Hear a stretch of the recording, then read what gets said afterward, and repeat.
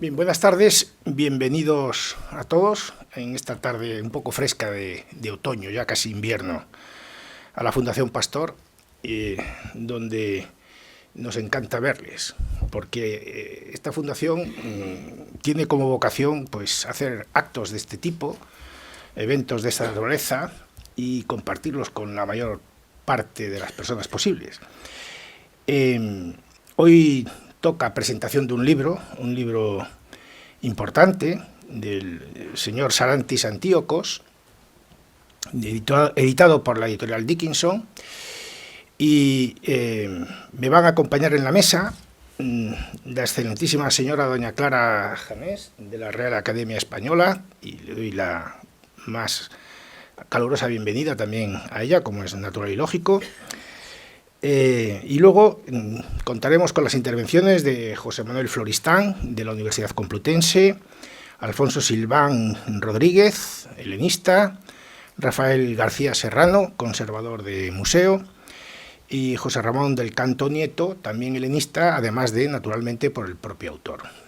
Antes de proceder a la presentación del libro, permítanme que les presente el lugar donde nos encontramos. La Fundación Pastor. Supongo que la mayor parte de ustedes ya la conocen y muy probablemente habrán tenido la oportunidad de asistir a algún acto, algún evento aquí en esta institución. Para los que no hayan venido nunca o para los que hayan venido y se les haya olvidado de qué se trata, bueno, pues ya saben que la Fundación Pastor la creó don Antonio Pastor de la Medem hace exactamente ahora 70 años, en el año 1954, y su finalidad es conservar el patrimonio, estudiar y difundir el patrimonio grecolatino y su presencia en toda la cultura occidental. Él dejó su patrimonio personal a esta fundación, y entre los bienes que dejó a la fundación pues está este edificio maravilloso de la calle nada más y nada menos Serrano, en Madrid, Serrano 107, y dejó junto con el edificio, aparte de unos recursos económicos, dejó una biblioteca que se ha ido incrementando con el tiempo y que se ha ido incrementando, por ejemplo, con donaciones como la que hizo don Pablo Jordán Durries, importante, con fondos antiguos importantes, y también con una colección de papiros egipcios, pero escritos en griego y en copto, del siglo II a.C. al siglo VII después de Cristo, más o menos, una colección de unos 350 papiros. El más importante de ellos es el papiro de Ezequiel, que está depositado en la Biblioteca Nacional. Son 24 páginas de un papiro bíblico, de los más antiguos papiros bíblicos, del siglo II después de Cristo, y con el que la Biblioteca Nacional hará una exposición importante en el mes de mayo. Lo exhibirá. Tendremos la ocasión muchos de verlo por primera vez, porque yo personalmente todavía no lo conozco, a pesar de que es propiedad de esta fundación, pero está depositado allí por motivos de seguridad. Debo decir que es el documento más antiguo que tiene la Biblioteca Nacional, este papiro de Ezequiel, que es propiedad de la Fundación Pastor.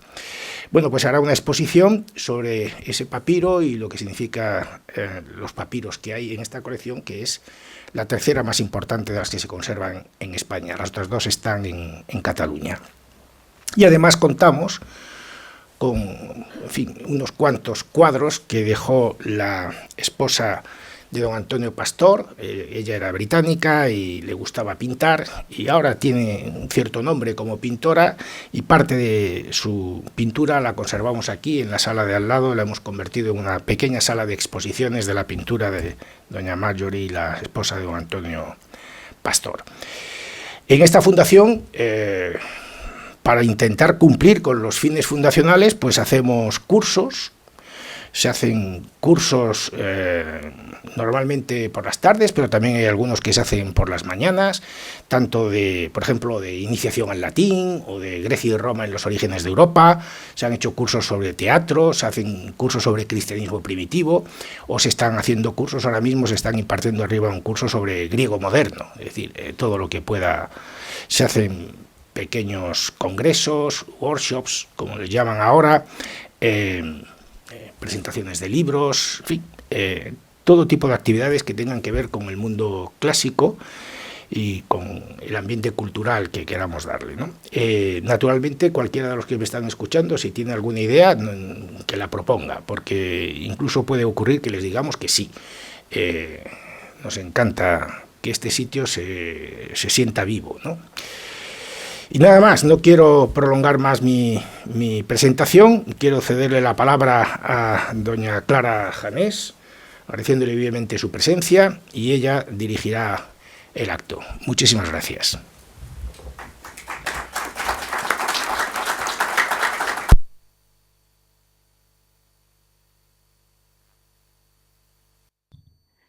Pues muchísimas gracias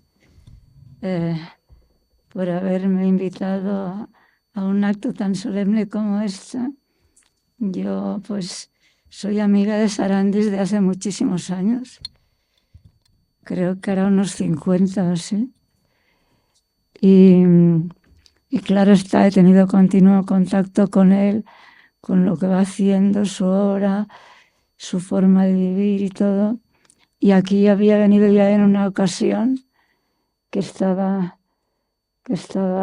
Sarandis también y que estaba Dimitri, estaba todavía vivo, que además era vecino mío.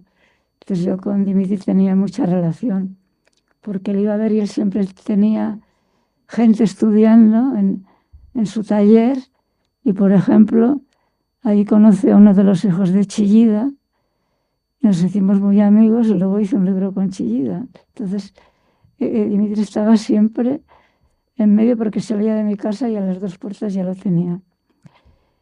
Y bueno, me parece muy emocionante ver toda esta obra de Sarandis y claro, por estar en griego yo no la he seguido de una manera textual, digamos, pero sí he ido siguiendo su manera de trabajar que ha sido persistente, o sea, es esto de seguir y seguir y no dejarlo. Yo aquí tengo, si me permitís una broma, un poema que le hice cuando nos conocimos. Fuimos a los toros y ahí un toro cogió a una torera y entonces Sarandis la intentó salvar. Se llama Sarandis y la mujer torera. Arrebatando al toro el peso de su cuerpo, por el cabello salva a la muchacha y luego olvida el hecho. No así el toro, que pretende de la luz desposeerla, incidiendo en un ojo. Sufre la bella pues el agravio del cuerno y se lanza al conjuro de las sombras totales. Mas no quieren los hados que se cumpla. Años después, el azar un encuentro les depara, pues en su intención el presente al pasado no alcanza. Constata él el parcial resultado de su gesto. Qué pena, no pudo ser del todo Deus ex machina. Pero era muy interesante este encuentro años después con esta mujer torera. Y es que nunca me olvidaré de este hecho y de la valentía de Sarandis lanzándose al ruedo para rescatar del toro a la chica, ¿no? Eso, y yo, vaya, es la primera vez que lo he visto, es verdad. Y en tiempos, cuando estaba viviendo en Barcelona, iba mucho a los toros, porque una amiga mía era amiga de Camacho y de Peralta, el rejonador, y íbamos a verlos. Así que bueno, esta, no sé si apareció, pero me apetecía porque es tan antiguo, ¿no? El poema leerlo. Entonces, bueno, tengo que presentar primero, pero creo que es usted, don Antonio Alvar, ¿no? Ya sabemos que es presidente de la Fundación Pastor de Estudios Clásicos, latinista, catedrático de la Universidad de Alcalá de Henares. Pues en segundo lugar, don José Manuel Floristán, helenista, catedrático de la Universidad Complutense de Madrid investigador de la historia de las relaciones hispano-helénicas, director de Eritreia, revista de estudios vicentinos y neogriegos. Tiene la palabra. Muchas gracias. Muchas gracias, doña Clara Janés.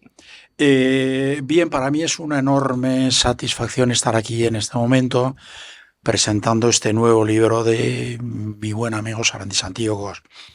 Ya lo hicimos otra vez en la Biblioteca Nacional en mayo de 2017, en la que coincidimos, bueno, pues varios de los que estamos aquí presentes. Estaba doña Clara Janés, presidiendo el acto, estaba Alfonso Silván y estaba también don Luis Gil, que hoy, desgraciadamente, después de 3 años de su fallecimiento, pues no puede estar con nosotros. En aquel momento presentamos 3 libros de poesía de Sarandis, si no recuerdo mal, Serpentinata 1 y 2 y Luz Azul, y fue un acto pues muy entrañable, muy emotivo, y hoy, bueno, pues vamos a presentar esta compilación de estudios en prosa en esta ocasión. Sarandis, como todo el mundo sabe, sus amigos sabemos muy bien, es del Zante. Zante es el nombre de la denominación, digamos, veneciana de lo que es la antigua isla de Zakynthos, Zafinto, de los griegos, que es una de las 3 grandes islas del Heptaneso, junto con Corfú y Cefalenia. Homero dice que es Gilesa, que es, luego Virgilio lo traduce por Nemorosa. Estrabón nos dice que es Eucarpos, que es fértil, dice también Plinio, fertilitate praequipua. Y Teócrito nos dice que es Calápolis, y Ovidio la llama Alta. Todo ello responde a la realidad, porque aunque es una isla del del Mar Jónico, pues no nos hagamos a la idea de que es de esas islas, por así decirlo, como las del Egeo, que son más secas, una isla relativamente lluviosa y con una fronda, por así decirlo, de árboles bastante notable. Bien, está situada Zante, como bien saben, para que no lo saben, el camino costero, el camino de cabotaje de la circulación de los barcos desde el Mediterráneo oriental hacia el central y luego occidental, ¿no? Eso hizo que muchos pueblos pues recalaran por allá y llegaron pues los normandos, llegaron los albaneses y luego los italianos. Zante estuvo bajo dominio italiano de 1482 a 1797 y luego, tras un periodo breve de dominio francés en la época de la Revolución Francesa o después de Napoleón, pues ya pasó a manos inglesas hasta 1864, en la que se incorporó al Reino de Grecia. Bien, Zante solo tuvo 2 años de dominio turco, entre 1479 y 1481, lo cual, bueno, pues le ha dado una impronta distinta, es decir, es la Grecia, por así decirlo, menos oriental o lo más occidental. No tiene, digamos, tanta impronta, por así decirlo, oriental, pero sí que es una mezcla de culturas con una influencia pues de todos los países occidentales. De Zante son los 2 primeros grandes poetas, si no me equivoco, él me puede corregir, Solomos y Calvos, de la literatura griega moderna después de la independencia, aunque en ese momento la isla no estaba incorporada a Grecia, sino que estaba todavía bajo manos venecianos, ¿no? Y también Hugo Foscolo es de allí, además de griega, y de padre italiano, aunque escribió mayoritariamente en italiano. Bien, Sarandis se crió allí, yo creo, en la juventud, le coincidió, bueno, por los malos momentos de Grecia, la guerra civil, luego estuvo en Atenas, salió exiliado 8 años durante la época de los coroneles, en fin. Él comenzó a escribir ya muy temprano, de 1965, su primer libro, Hojas de un diario, publicado en Atenas en 1965, antes de dejar Grecia. Pero realmente la producción literaria de Sarandis ha tenido una explosión muy intensa en la última década, cuando ha producido, pues si no cuento mal, más de una docena de libros de poesía, pues desde su serie I, el O, ¿no? Es decir, la disyuntiva esta, que son 6 volúmenes, pues esta que hemos dicho, Serpentinata 1 y 2, Luz Azul, Daydreaming, en fin, una serie de obras primorosamente editadas por Segundo Santos en esos papeles tan estupendos de lino y de algodón y que tan bonitos han quedado. Hace ya 40 años, en 1983, en un artículo publicado en la revista Eritreia, doña Clara Janés decía que la obra de Sarandis poética era un fiel reflejo de su vida en torno a esa idea central de eterno retorno, sin asidero, como el movimiento continuo del mar.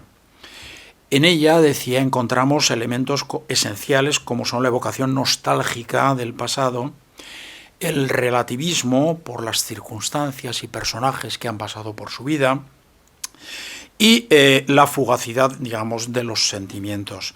Pero en medio de esta continua mutuación, decía Clara Janés, hay un elemento firme que es la poesía que confiere a su mundo un rasgo de optimismo fundado en la belleza a través de las palabras. De ahí esa explosión poética que ha sufrido, digamos, la creación de Sarandis en los últimos 10 años, del 2015 al 2024, en estos 9 años, pues ya lo digo, con más de 12 volúmenes que ha producido. Supongo que esa tranquilitas animi senecana del momento ya después de la jubilación y la tranquilidad, cuando su hija ya es una persona, digamos, ya pues ha pasado esa preocupación anterior, pues le ha permitido decantar todas esas vivencias de su vida y expresarlas con mirada retrospectiva. Pero ahora no estamos en la presentación de su poesía, sino de un libro de ensayos en prosa, que recogen una serie de publicaciones suyas anteriores y de conferencias inéditas pronunciados o publicados mayoritariamente en la década de 1980, en los 5 primeros años, pero no exclusivamente. No es el primer volumen, le han precedido otros 2 volúmenes suyos, pero editados en Grecia, si no me equivoco, y con artículos publicados en griego. No es mi intención, ni más ni mucho menos, resumir los 13 artículos o los 13 trabajos que están en el libro, porque les cansaría a ustedes, pero sí quiero llamar la atención sobre los 2 grupos en que están más o menos organizados. Uno primero sería, por así decirlo, le podemos llevar una síncresis histórica, una comparación histórica entre lo que es España y Grecia, o por lo menos diversos poetas o escritores en español y en Grecia, o no solo poetas, porque está también ahí el Greco, también artistas. Y luego los segundos son los dedicados a reflexionar sobre la continuidad de que se llama lo helénico, o la grecidad, o el helenismo o la helenidad, desde la antigüedad hasta nuestros días. Así hay un trabajo que abre el volumen este que tenemos aquí, en el que Sarandis repasa los pasajes de la literatura antigua y las noticias históricas, o más o menos históricas, que tenemos, que menciona la presencia mítica o real de colonizadores griegos en la península ibérica. En otro trabajo analiza la presencia de Grecia en la obra de Rosa Chacel, a la que le unió pues una estrecha amistad durante unos cuantos años. En otro analiza la amistad de otro griego, Kazantzakis, un poco anterior a él, claro, digamos medio siglo anterior a él, con Juan Ramón Jiménez, al que conoció ya en sus primeros viajes a España y al que alude con una cierta frecuencia en su correspondencia con Pandelis Prevelakis, ¿no? Entonces, bueno, pues recoge esas noticias. Y finalmente otro trabajo que a mí me ha gustado muchísimo, que está dedicado a la relación del Greco con Cervantes. El Greco, sin duda, desde final del siglo XIX y todo durante la primera mitad del XX y todo el XX, pues fue muy estudiado fundamentalmente desde el punto de vista artístico, como no podía ser menos. Se estudió al Greco como pintor de iconos, se estudió al Greco como manierista en su etapa italiana, veneciana, se estudió al Greco luego, bueno, como pintor, por así decirlo, de la monarquía española y digamos, como un representante de esa reforma de Trento que triunfó en España, ¿no? En las últimas décadas se ha estudiado al griego también, pues digamos como catalizador, por así decirlo, de la diáspora helénica en España, las relaciones que tuvo con otros griegos que estuvieron, y bueno, pues a partir de noticias de archivo, pues se ha relacionado al griego con otros muchos personajes que estuvieron aquí. En el caso de Sarandis, bueno, pues lo que nos hace es, digamos, por así decirlo, establecer una relación entre el Greco y Cervantes. Nos dice claramente, no hay noticias directas o explícitas de que el Greco tuviera relación con Cervantes, pero dice hay algunas pistas que nos pueden inducir a pensar que así fuera. Dice, por ejemplo, la relación de los ámbitos familiares de uno y de otro, tuvieron alguna relación de tipo pues familiar, incluso algún matrimonio entre conocidos. Nos habla también, digamos, de la misma perspectiva vital, por así decirlo, en el campo artístico el griego y en el campo literario de Cervantes. Y finalmente también la cercanía de los dos sitios, claro, Toledo es de... El Greco vivió en Toledo y Cervantes vivió en Esquivias, que bueno, pues hay una cierta cercanía, por así decirlo, geográfica, de tal manera que bueno, pues lanza la hipótesis de que en un momento determinado pues Cervantes y el Greco pudieran tener alguna relación en un momento determinado. Pero para mí son quizás sus trabajos sobre la continuidad de lo helénico, digamos de la helenidad, por así decirlo, o la grecidad, en los que Sarandis alcanza una altura mayor, ¿no? En uno de ellos nos ofrece un tour d'horizon de los conceptos de lengua y nación helénica que históricamente pues, se han articulado en oposiciones binarias, es decir, la lengua culta y la lengua vernácula, el helenismo y el cristianismo, el helenismo y Bizancio, que es otra manera de decir lo mismo anterior, el helenismo de la turcocracia del interior y el helenismo de la diáspora, los griegos de la diáspora. Para concluir al final en las disputas del siglo XX en torno al dogma nacional estético de la helenidad, la disputa entre los puristas y los demoticistas en la cuestión de la lengua, lo que los griegos llaman glosigosítima, la catástrofe de Asia Menor, Minor Asiática, la revisión de la helenidad por la generación de 1930, Seferis, Elitis, etc. Y en otro trabajo dedicado a esta generación, y a Seferis en concreto, Sarantis pues manifiesta un profundo conocimiento de la poesía griega de la primera mitad del siglo XX. La decepción por esa catástrofe de Asia Menor, el hundimiento de los ideales de la generación anterior o de entreguerras, el nihilismo de Kariotakis, la postura de Seferis ante lo helénico, el descubrimiento del Egeo, la luminosidad, la luz, el agua del Egeo como vehículo de esa helenidad, etc. Finalmente, en un ensayo dedicado a Cavafis, Sarantis estudia los rasgos manieristas de su poesía, en concreto 4 aspectos que están muy bien estudiados. Primero, su antinaturalismo, es decir, Cavafis es un poeta urbano, no le gusta la naturaleza. Segundo, la ironía y el gusto por los por los juegos en sus poemas. Tercero, la atención al detalle y finalmente su carácter relativista y antidogmático. Bien, no quiero hablar más, no quiero resumir más trabajos, porque simplemente quiero que sea una invitación a ustedes para, si no lo tienen, comprarlo, y si no, bueno, para leer en todo caso cuando puedan el libro, porque al fin y al cabo, como él dice también en uno de esos trabajos, la lectura de la, él se refiere a la poesía, la lectura de la poesía es un diálogo que se establece entre el lector y el autor y el propio poema, pero no solo, de esto nos puede hablar también muy bien porque él es un estudio sobre el comparatismo literario, Alfonso Silván, que intervendrá luego dentro de un rato, pues un diálogo también con las circunstancias, por así decirlo, culturales y literarias que están en el background, como dirían los ingleses, o en el trasfondo, por así decirlo, de lo que sería la literatura. Bien, simplemente pues quiero invitarles en todo caso para una lectura. Y no quiero terminar sin hacer una referencia personal. Sarantis, además de un gran bate y un gran ensayista, un magnífico ensayista, pues es un buen amigo.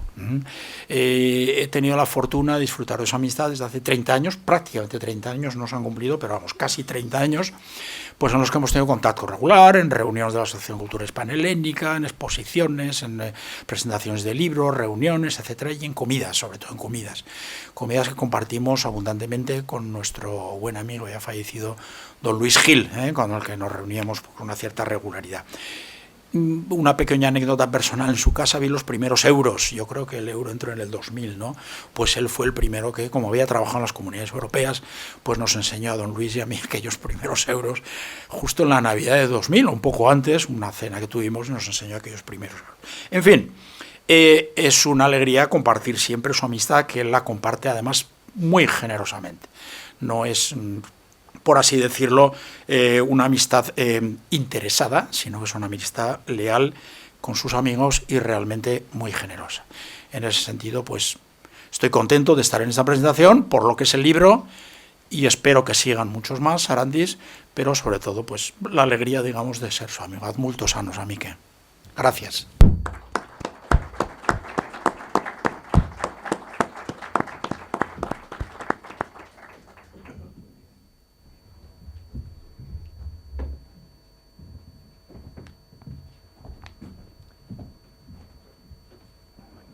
Bien, pues ahora tendrá la palabra, perdón, don Alfonso Silván Rodríguez, helenista, traductor, investigador y doctor en la literatura neogriega. Su tesis doctoral es sobre la picaresca española y Casanchakis, director de la colección Clásicos de la editorial Dickinson, editor de Simitka y Miscelánea. Aquí tiene la palabra don Alfonso Silvano.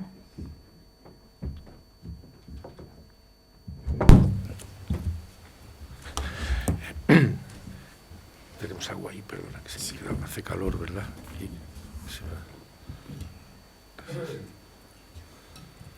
Gracias. Perdón, hace mucho calor. Buenas tardes. Muchas gracias por su asistencia. Yo trataré de ser muy breve porque mi intervención se basa en algo muy simple y es en el agradecimiento. Primero, de empezar, claro está, no solo por razones de protocolo, por el sitio donde estamos, la Fundación Pastor, porque aquí hace unos 15 años presentamos justamente la colección. Se acordará muy bien precisamente don Emilio Crespo, que estoy realmente emocionado de verlo por aquí otra vez. Entonces estábamos en la presentación, en la mesa, precisamente don José Manuel Floristán, don Emilio Lledó, don Luis Gil, que por desgracia no podemos tenerle entre nosotros, y ahí empezamos nuestra andadura. Muchas dificultades, vino una crisis que ustedes recordarán, creíamos que no íbamos a salir adelante, pero gracias al prestigio que dieron precisamente estas personas, hemos logrado llegar a unos 80 títulos, entre ellos precisamente el otro motivo de agradecimiento, que es la publicación del libro de Sarandis Andiojos, que también acaba de hablar de su contenido don José María Floristán. Es además amigo y fundamentalmente, como digo, quiero expresar el agradecimiento porque nos haya brindado la oportunidad de publicarlo. De manera que, como de sus contenidos ya les han hablado suficientemente, yo voy a decir muy poca cosa.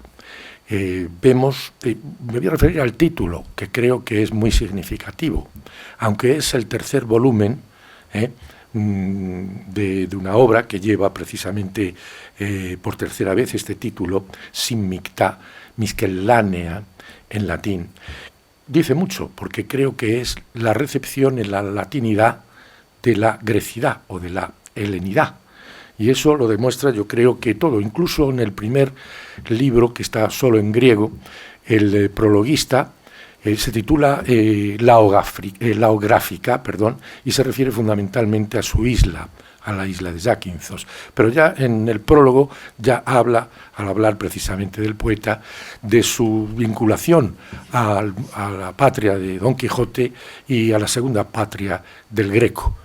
Ya saben ustedes que hay aquí precisamente un trabajo estupendo, precisamente sobre ese posible contacto, esos talleres colindantes del Greco y de Cervantes. De hecho, cuando estuvimos presentando allí uno de sus libros en el Museo de Santa Cruz, aquí tenemos precisamente a su director entonces, que auspició aquella presentación, yo recuerdo que francamente me sentía en un lugar tan especial como que casi oía los pasos de Cervantes. Tenemos allí enfrente del Museo Santa Cruz, pues estaba el mesón del Segoviano, la Posada de la Sangre, donde se desarrolla la acción, ¿verdad?, de una de las novelas ejemplares de Cervantes, La Ilustre Fregona, una preciosidad de novela.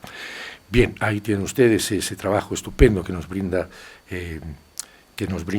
Sarandis Andiojos. Entre otros, ya hemos visto un pequeño resumen y quiero decir una cosa.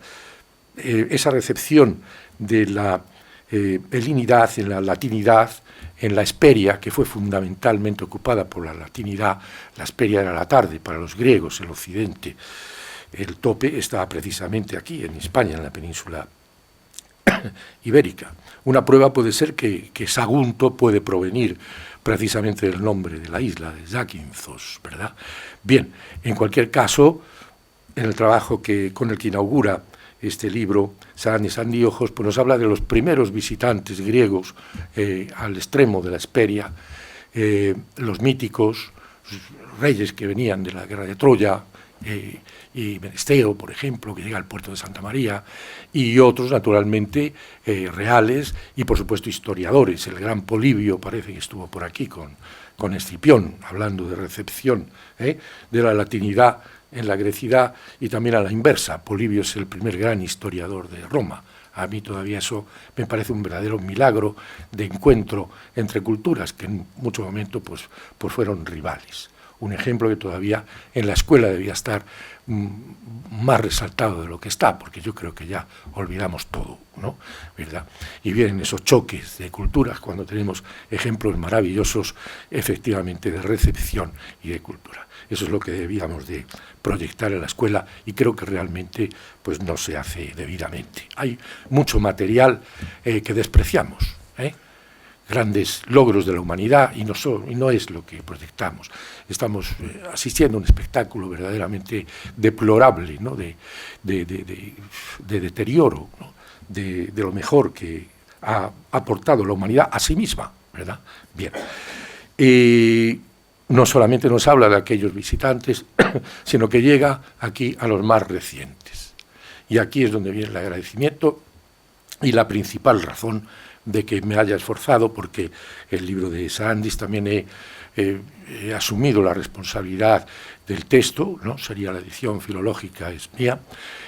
Propuse también un epílogo donde se recogiesen, ¿no?, las intervenciones de varias presentaciones de su libro, entre ellas, claro está, don Luis, entre ellas, evidentemente, la de Clara Janés. Nos remontamos a don Antonio Tobar, Floristán, la mía 2 veces, y, en fin, esto es lo que hemos conseguido desde el punto de vista editorial. Y, desde luego, llega a uno de los últimos visitantes, que para mí ha sido una de las personas más extraordinarias que he conocido, que ha sido Dimitri Papageorgiou.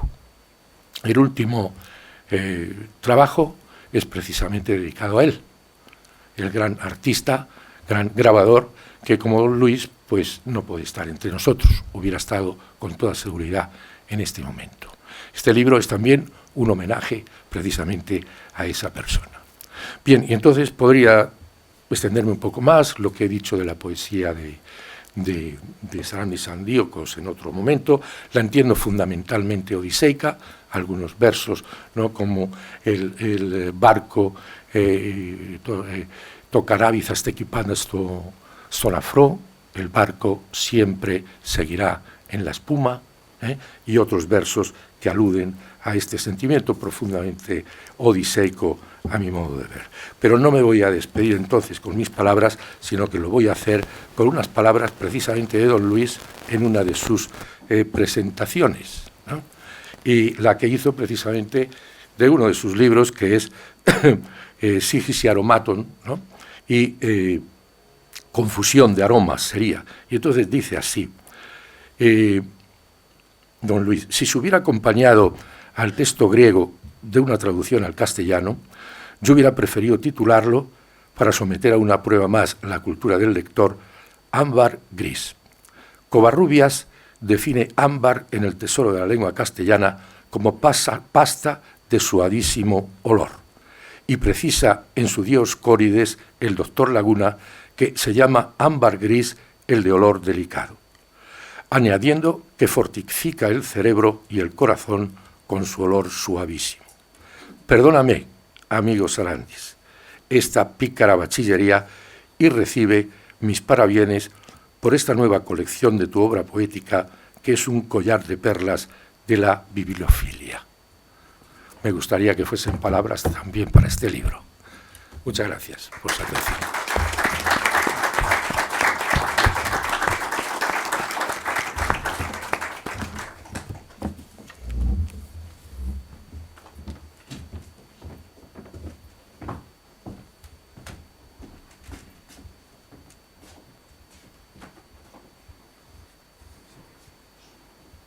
Pues ahora tiene la palabra Rafael García Serrano, conservador de museo, exdirector de los museos Santa Cruz de Toledo, Museo de Ciudad Real, Museo del Traje de Madrid y subdirector general de museos del Ministerio de Cultura.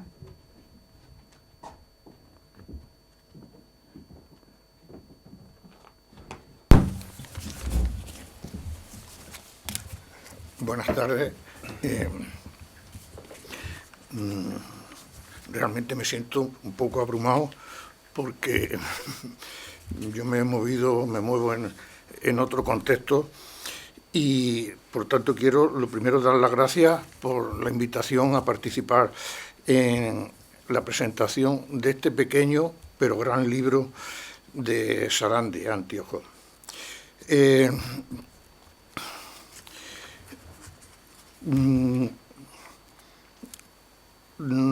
Para que esté yo aquí hoy, pues creo que no hay otro mérito que, por mi parte, que una ya larga y desde luego muy lejana amistad con Sarandi.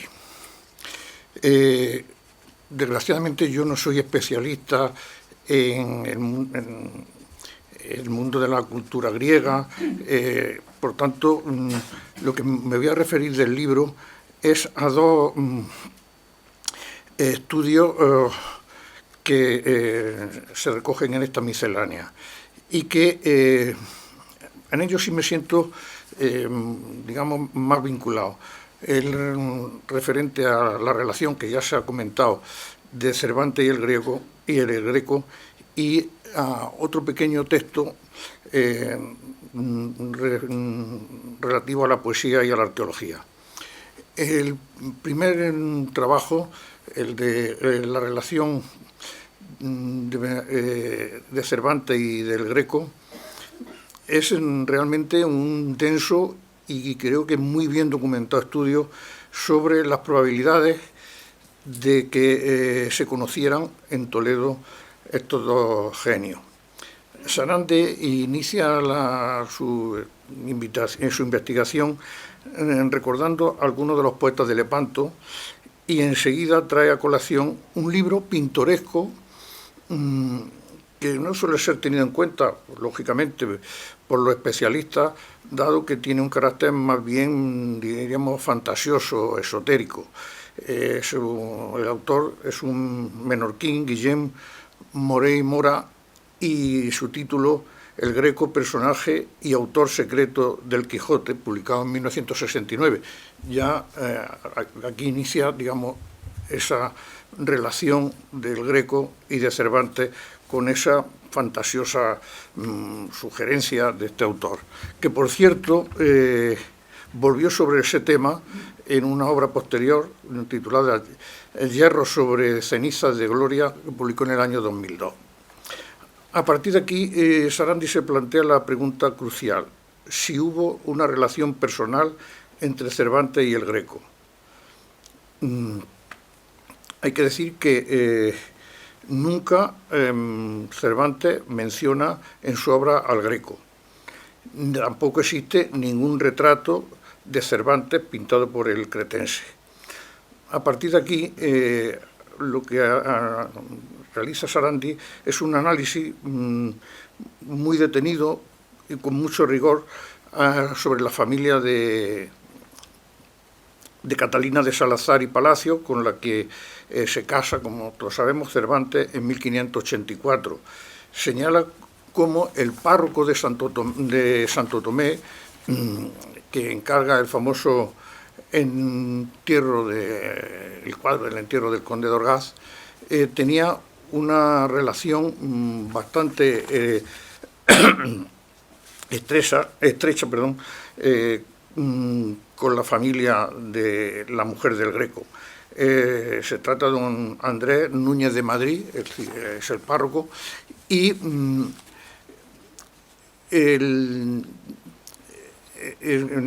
como digo, tuvo relación bastante estrecha y probablemente cierto parentesco.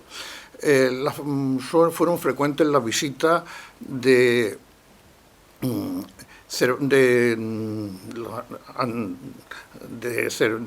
don Andrés a Esquivia, y donde en esos años está viviendo el Greco. Esto sugiere y apoya una posible amistad de Cervantes y con el párroco amigo del Greco. recordar que el Greco se pinta entre 1586 y 1588, es decir, coincide con la estancia de Cervantes en Esquivia.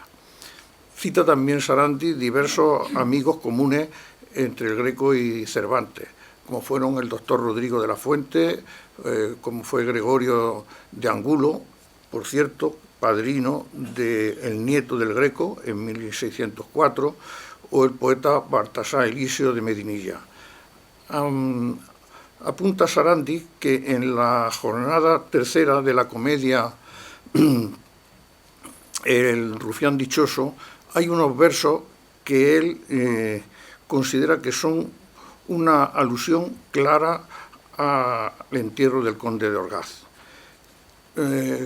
Subraya también Sarandi el manierismo de los dos personajes de Cervantes y de el Greco, y lo atribuye, como es lógico, a la instancia que los dos estuvieron en Italia. Y también plantea la presencia de Grecia y de Bizancio en ambos autores, que en el caso de Cervantes, en el caso del Greco es obvio, pero que en el caso de Cervantes nos remitiría a su presencia en Lepanto. Plantea también la posibilidad de que de que el Greco leyera alguna obra de Cervantes y sugiere que podría, en este sentido,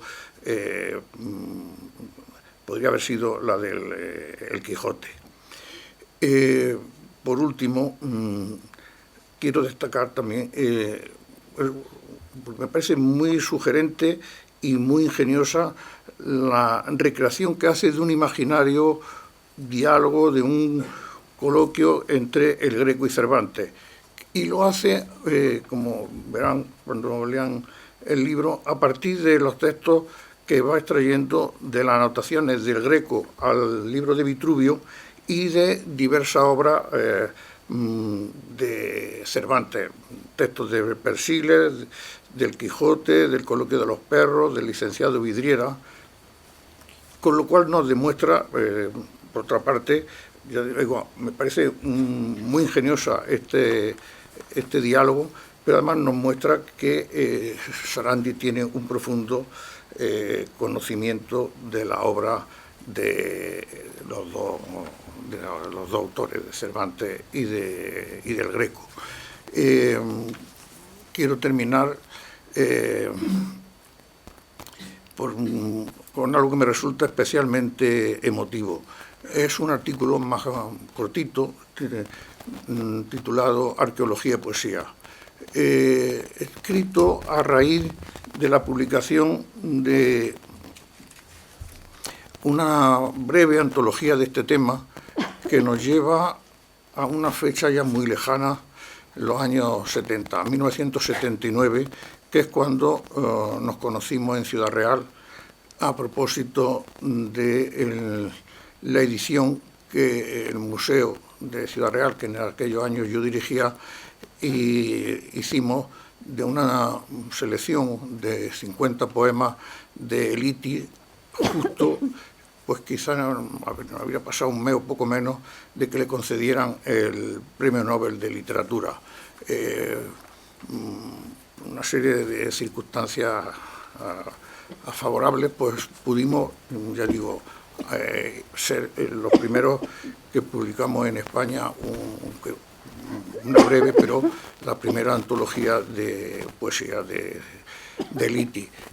Él estaba, Sarandi, en aquella fecha en la embajada de Grecia y pues iniciamos ya una estrecha y una magnífica amistad, como digo, se remonta a finales de los años 70.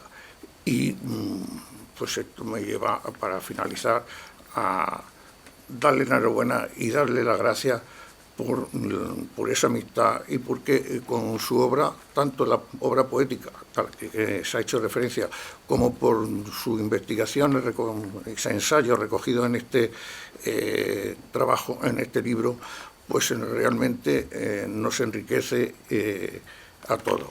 Muchas gracias, Sarandi.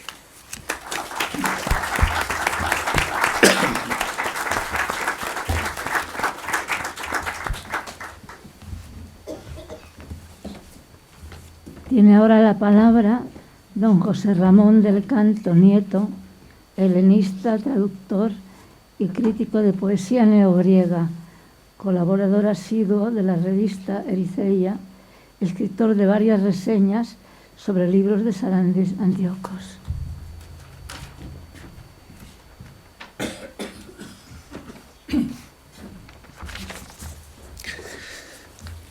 Buenas tardes, me siento entre amigos. Bueno, he preparado un texto, voy a leerlo, espero que no sea largo y aburrido. Los primeros recuerdos que tengo asociados a Sarandis Antíocos me transportan al taller de Dimitris Papageorgiou. Era aquí en Madrid, en la calle Modesto Lafuente, la verdadera casa de Grecia, dice Sarandis en una breve y evocadora semblanza sobre su amigo pintor y grabador, incluida en esta miscelánea que presentamos.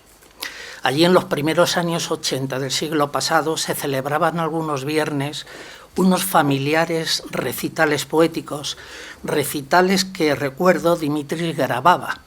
Ojalá pudieran rescatarse aquellas grabaciones. Aprovecho esta evocación para dejar constancia, en primer lugar, de que Sarandis ha sido y es, ante todo, un poeta. Esta condición puede apreciarse también en el libro en prosa que presentamos, porque por la selección de sus temas, inquietudes, por la sensibilidad de su tratamiento y por otras muchas razones acaba zambulléndonos en un mundo poético. En la fraternal amistad entre Dimitris y Sarandis puede constatarse, dándose aquí la vuelta al tópico refrán, que no hay mejor cuña que la de la misma madera. Este hecho puede aplicarse a ambos creadores, a la vez griegos y españoles. Recordemos con qué hermosas palabras se definía a sí mismo Dimitris, precisamente en Confesión a Sarandis, quien la recoge en la miscelánea bajo el título Dimitris Filópatris lírico cosmopolita, y que dicen así: en España encontré la misma raíz del árbol mediterráneo de mi tierra. España es una hermana griega que intenta con las artes cultivar al hombre con la esperanza de encontrar una civilización, una cultura ideal que pertenece a todos. España me ha hecho más griego. Si por helenidad entendemos también humanismo, que hace florecer las artes que con su fruto forman la inteligencia humana, entonces en cualquier lugar del mundo, si hay tierra y sol, ese cultivo es posible. Sarandis define a Dimitris en su personal homenaje como el artífice y custodio del mito griego. Pues bien, me atrevería por mi parte a definir a Sarandis con una expresión de Elias Canetti como el custodio de las metamorfosis. O dicho con mis torpes palabras de manera mayana, el poeta que traspasa las fronteras, el que marcha en pos de lo otro y de lo distinto, el que logra descubrir su propio yo en un nuevo hogar. Porque poeta es quien es capaz de ver en la realidad algo más, algo diferente y distinto. Es poeta quien puede construir belleza aún en los seriales. Y es que, como proclamaba con elegancia espiritual el poeta alemán Novalis, todo lo visible descansa sobre un fondo invisible.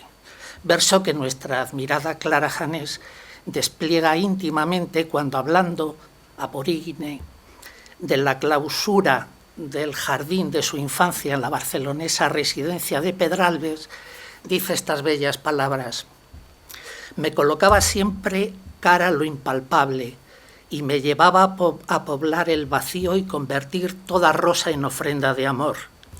Y también, qué fuerza la de las rosas y su presencia en mi niñez. Eran mensajes, eran lámparas votivas de la lejanía, eran la compañía fiel de la belleza y su reto. Algo esencialmente parecido decía en sus reflexiones Dimitris: mi obra son sueños, y añadía: el hombre transforma lo que ve, nada puede ser realidad. Tanto Clara como Dimitris y Sarandis tienen en su común haber la experiencia de una partida en busca de las presentidas lámparas votivas de la lejanía y del desafiante reto de la belleza. Y el resultado de su aventura ha sido, misteriosamente, que tras la anhelada búsqueda han logrado abrazar el pálpito de lo otro y lo distinto, hasta acabar descubriéndose cada uno a sí mismo. Y esta es la primera ley sagrada de las metamorfosis, título, por cierto, de un poemario de Sarandis: llegar a ser otro para constatar que se es uno mismo. En el ejercicio de las metamorfosis, a la hora de buscar lo otro, es preciso atravesar fronteras y lindes, no solo geográficas o culturales, sino también las que acercan y separan la lengua propia de la adquirida. Don Luis Gil, como se ve en la memoria de todos, señalaba certeramente en la presentación de los libros de Sarandis cuáles son las consecuencias de este hecho. Sus reflexiones pueden leerse en esta Sinvicta. Pero hay otro cruce de fronteras en el caso de Sarandis. Hablamos del traspaso de un género literario a otro y viceversa. Sobre esta metamorfosis resultan esclarecedoras una vez más las palabras de Clara Janés en su breve pero sustancial estudio de la poesía de nuestro autor, también aquí incluido. Bajo el título Sarandis Antíocos, ciclo avanzado, nos recuerda unas palabras del gran Juan Ramón: no hay verso y prosa. A su manera también lo dice de manera igualmente sucinta el propio Sarandis en el prefacio de Su luz azul, mediante este desideratum: superación de las fronteras de los signos y los géneros. Por lo demás, Sarandis nos ofrece también en su libro un precioso artículo sobre la relación de amistad entre el poeta de Moguer y Kazantzakis, el autor siempre amante de España, un estudio basado principalmente en la correspondencia del autor cretense con su amigo Prevelakis. Nada ex nihilo, proclama en grave paradoja nuestro autor, y en efecto, basta leer su estudio Viajeros y navegantes griegos a Iberia, donde rinde un homenaje a aquellos pioneros de la Hélade que llegaron a nuestros lares, para entender que no llegaron de la nada, sino animados por el viento del deseo de conocimiento. Así puede seguirse en este estudio, donde se da cuenta en primer lugar del mito poético como preludio de la realidad, e inmediatamente después de las vicisitudes históricas de estos primeros pasos en el encuentro de nuestros pueblos. El anhelo de metamorfosis, decía María Zambrano en su libro El hombre y lo divino, es la forma en que todo lo viviente evita el padecer. Y añade, es la clave de todas las ansias de evasión, hasta de la legítima que se llama arte. De manera parecida, dice Sarandis en Luz azul, el arte ayuda a la vida transformando el sufrimiento en una especie dubitativa de placer. Y es que el arte emanado del deseo es el anhelo más puro al que él aspira. Dice, me es totalmente igual si las riquezas están en otra parte. Yo me conformo siempre encontrando la belleza, incluso en la pobreza. Nuestro poeta pone en su sitio la figura del intelectual en un pasaje del libro titulado ¿Intelectual? No, gracias, donde a través de unos inteligentes razonamientos reivindica la condición del ser humano que sabe dónde, cuándo y cómo decir no, empezando, al modo de Elías Canetti o Miguel de Unamuno, por el rechazo e irresignación ante la muerte. A la muerte ni agua, dice, y también hay palabras que cometen harakiri alabando la muerte. Decir no me recuerda el lema de quien considero mi maestro, Agustín García Calvo. Se trata de la única sabiduría ante el poder, y es que hasta la palabra verdad, aletheia en griego, está condicionada por una negación, no a lo escondido, no a lo ocultado. Para glosar su reivindicación del no, acaba devolviendo a nuestra memoria un poema de Cavafis basado en unos versos de Dante. Al poeta de Alejandría, por cierto, dedicará también clarividentes palabras en su pequeño ensayo El diseño manierista de Cavafis.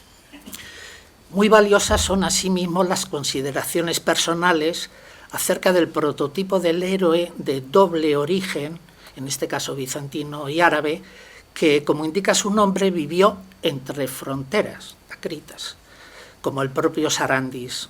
Esa condición le inspira un bello capítulo, el que lleva por título Un miocid bizantino, Dionís Acritas. Otras muy provechosas reflexiones son aquellas en las que el autor aborda la poesía neogriega, reflexiones que parecen glosar una idea hölderliniana, aquella que dice: lo que perdura lo fundan los poetas, referidas en este caso, claro está, al nacimiento de la Grecia moderna, un hecho unido siempre en la poesía neogriega a las ideas de independencia y libertad. Y a este tema le acompañan otras páginas que recorren sus estudios, como la continuidad de la cultura griega. Bueno, mi amigo floristán José Manuel ya ha hecho alusión a ellas. Voy a ir acabando. En esta miscelánea se halla presente el pensamiento claro e independiente de su autor en otros dos pequeños ensayos, impregnados de ideas personales. Son los titulados Huir de la uniformidad y Arqueología y poesía, recuperación poética de las ruinas. Dedica también un precioso artículo a la relación de amistad entre Kazantzakis y nuestra escritora Rosa Chacel, apolínea amante de Grecia, y lo hace no solo siguiendo la citada correspondencia de Prevélakis, sino también mediante testimonio propio, el del recuerdo de su relación personal con la autora. Es muy querida para Sarandis la figura de Doménicos Theotokopoulos. Hace un momento ya nos han hablado de esta relación entre Cervantes y el Greco, entonces acabo. Para acabar, volvamos al principio. El deseo de ser otro propicia, como hemos dicho, la búsqueda de distintos lugares y distintos yoes, aventura que puede llevar a encontrar providencialmente un hogar propio y el descubrimiento de uno mismo. El anhelo de Sarandis de ser otro lo ha ejercido a través del cruce de fronteras de dos países hermanos, sus amadas España y Grecia, caminando siempre en compañía de su amor incondicional al arte, la razón y la poesía. En una palabra, buscando lo otro, Sarandis se ha encontrado a sí mismo, aquí, entre nosotros.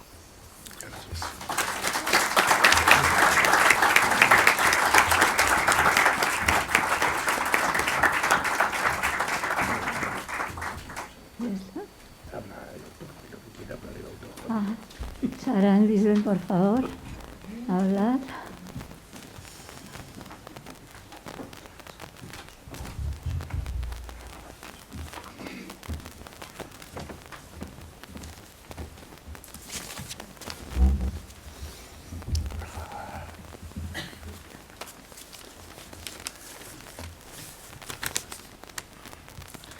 Señoras y señores, queridos amigos, seré breve.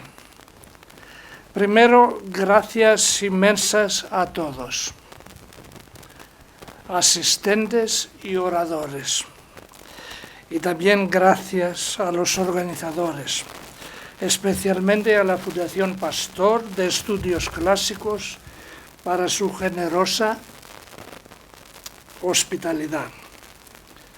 Y también gracias a la editorial Dickinson y a mi amigo Alfonso Silván, el director de la colección Clásicos Dickinson, por su inmenso trabajo y por editar este pequeño libro. No voy a decir nada más lo que ha sido hablado aquí sobre el libro. El contenido de este libro no sería posible sin el apoyo directo e indirecto de unos entrañables amigos, quienes lamentablemente no están ya con nosotros. Permíteme nombrarles escuetamente como un gesto de memoria, de homenaje y de expresión de mi profunda gratitud. Primero, el helenista y académico don Antonio Tovar.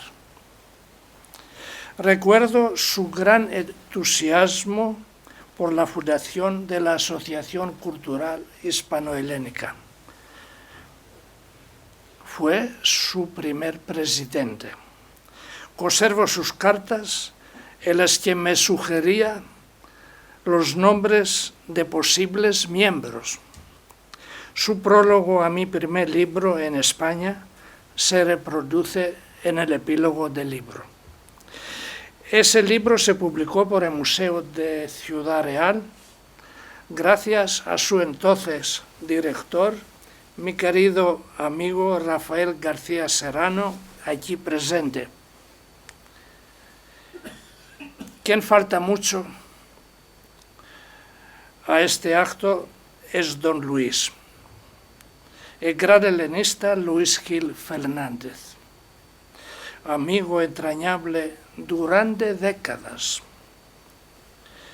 Él siempre participaba en la presentación de mis libros en Madrid y dedicó mucho de su valioso tiempo para escribir reseñas y estudios generosos sobre mi poesía. Gracias a él se organizaron las jornadas sobre Grecia en la Universidad de Salamanca, con único conferenciante este servidor. En 1979 hemos viajado juntos a Grecia y a Chipre. Era entonces presidente de la Sociedad de Solidaridad con Chipre. Sufría mucho por la ocupación turca de la isla. Nuestro último encuentro será inolvidable en mi memoria.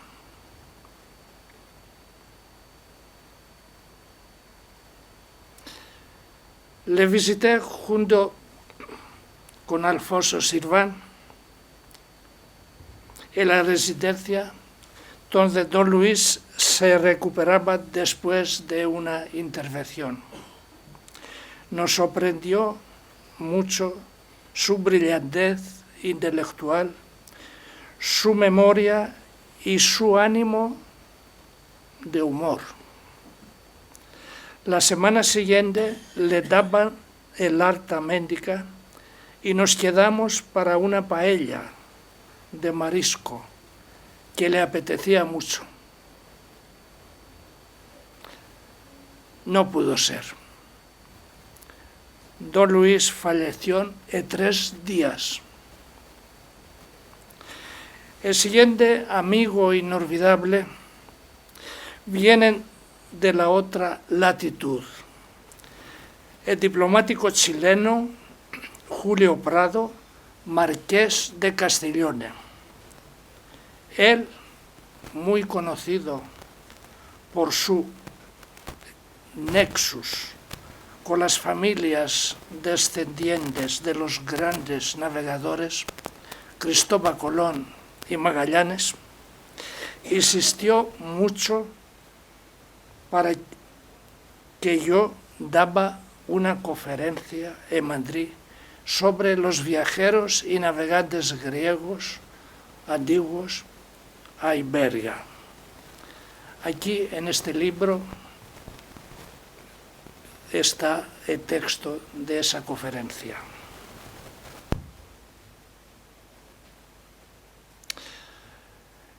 El marqués era un gran amigo de Grecia. Ayudó mucho profesionalmente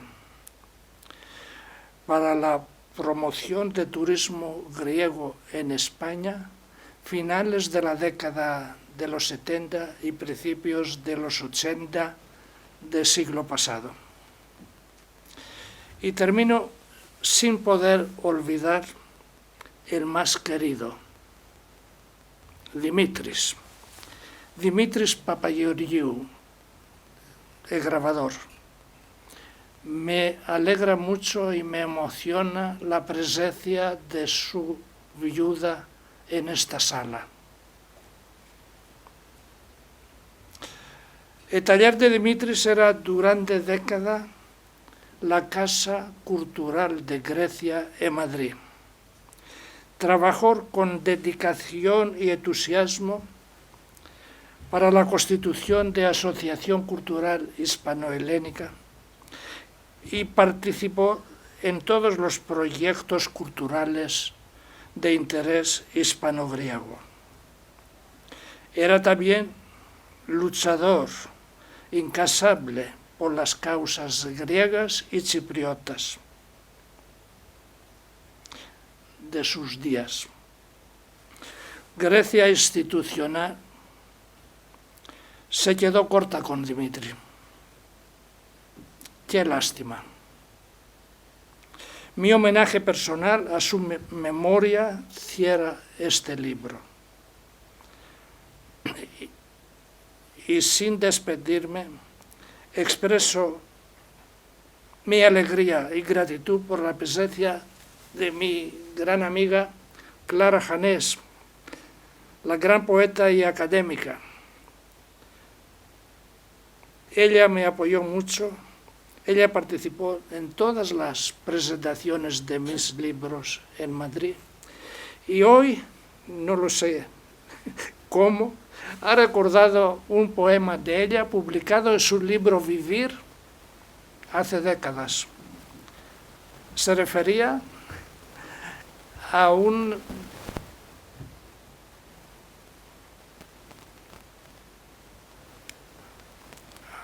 evento verdadero. Salvé de pelos una torera. Cosas de la vida.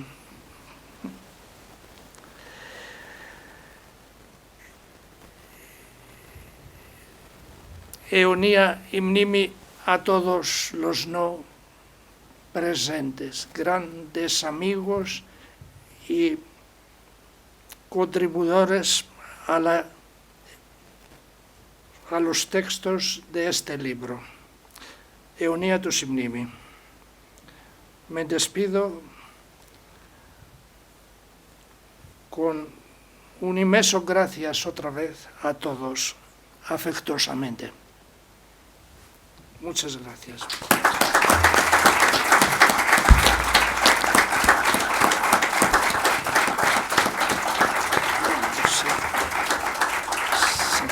Se cierra la sesión. Bueno, pues una vez cumplidas nuestras obligaciones, damos por concluido el acto, felicitando de manera muy efusiva al autor del libro. Muchísimas gracias a todos.